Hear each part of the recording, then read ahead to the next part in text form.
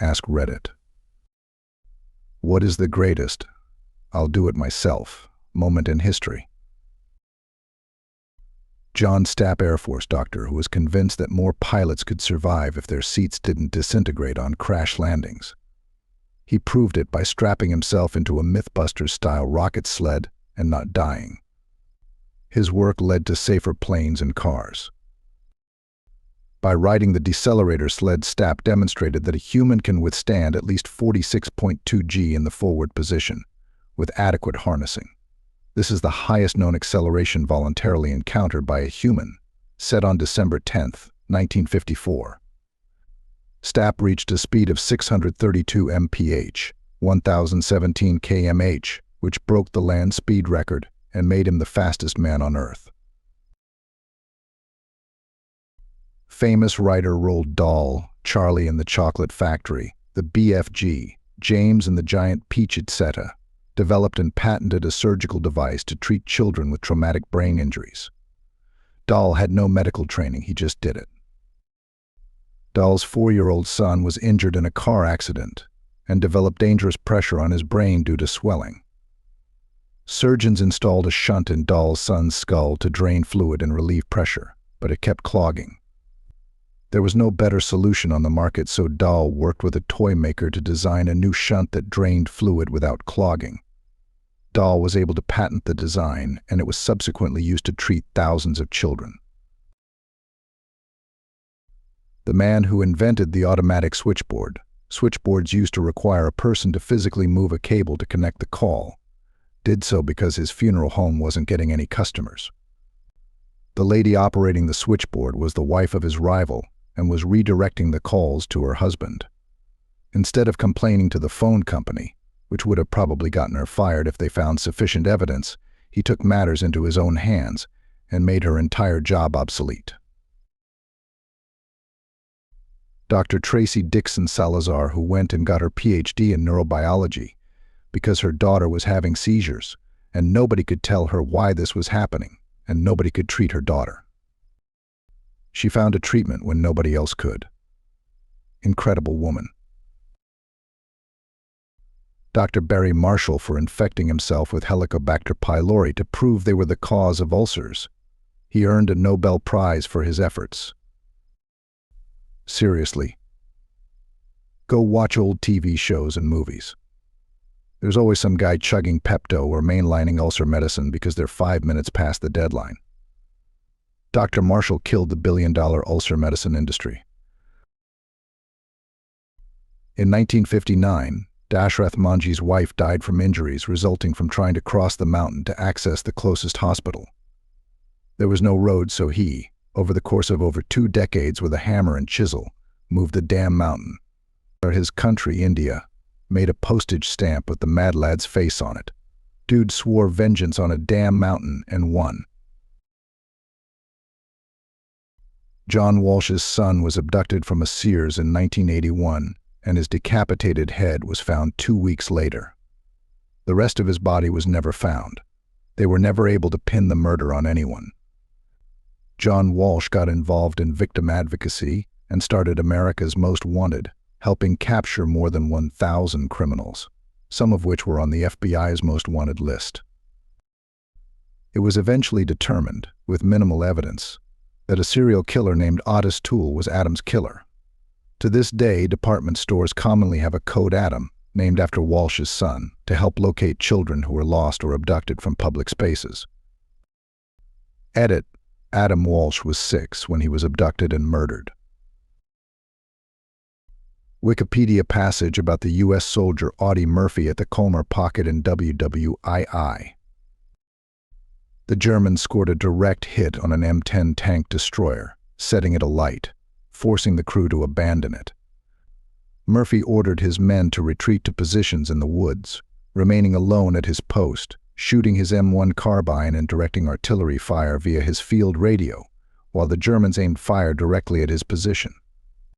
Murphy mounted the abandoned, burning tank destroyer and began firing its .50 caliber machine gun at the advancing Germans, killing a squad crawling through a ditch towards him.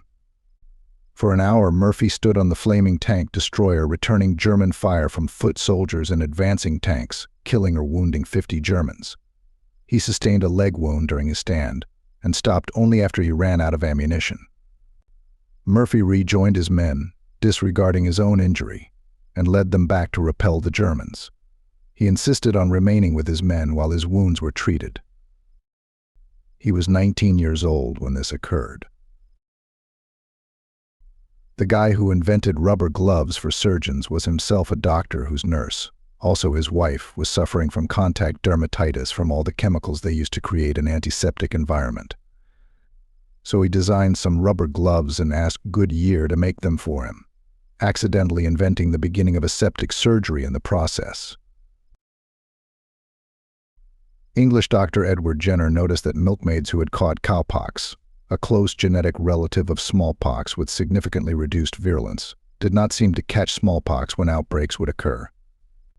As a result, he hypothesized to other physicians that infection with cowpox could be used to prevent smallpox, but they didn't buy it and essentially laughed him out of the room.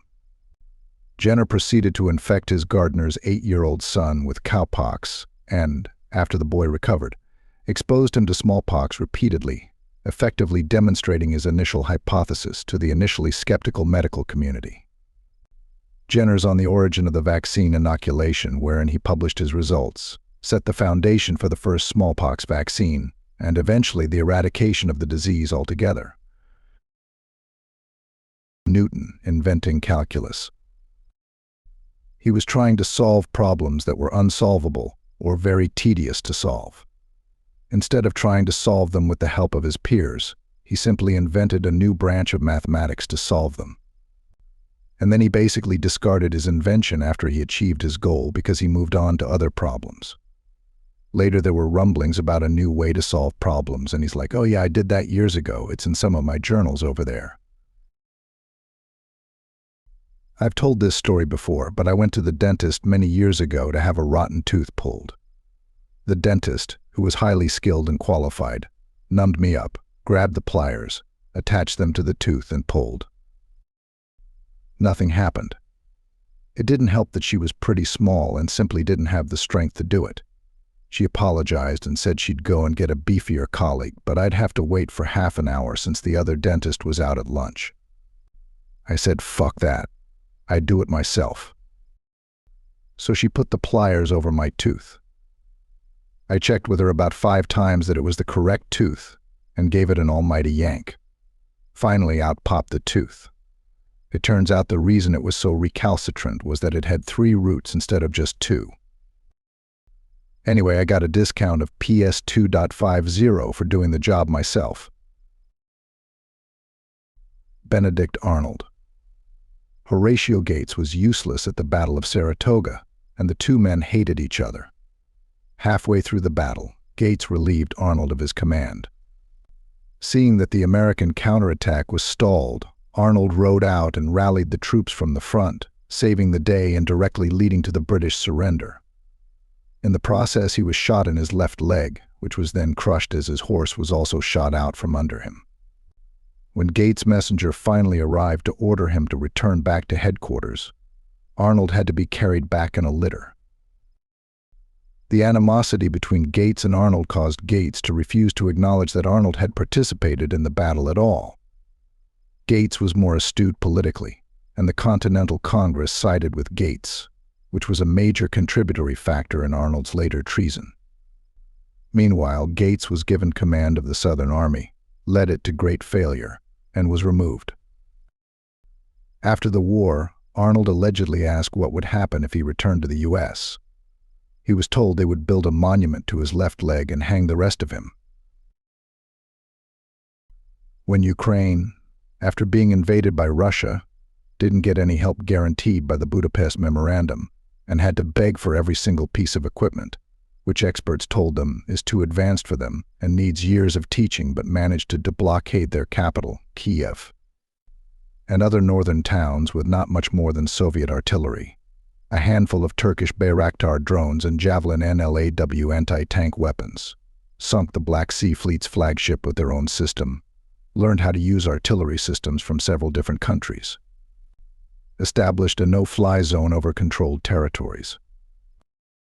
They started an offensive that deblockaded Kharkiv and liberated Kherson, sunk almost the entire Russian Black Sea Fleet, and hit the Black Sea Fleet command post with too hard to learn French missiles.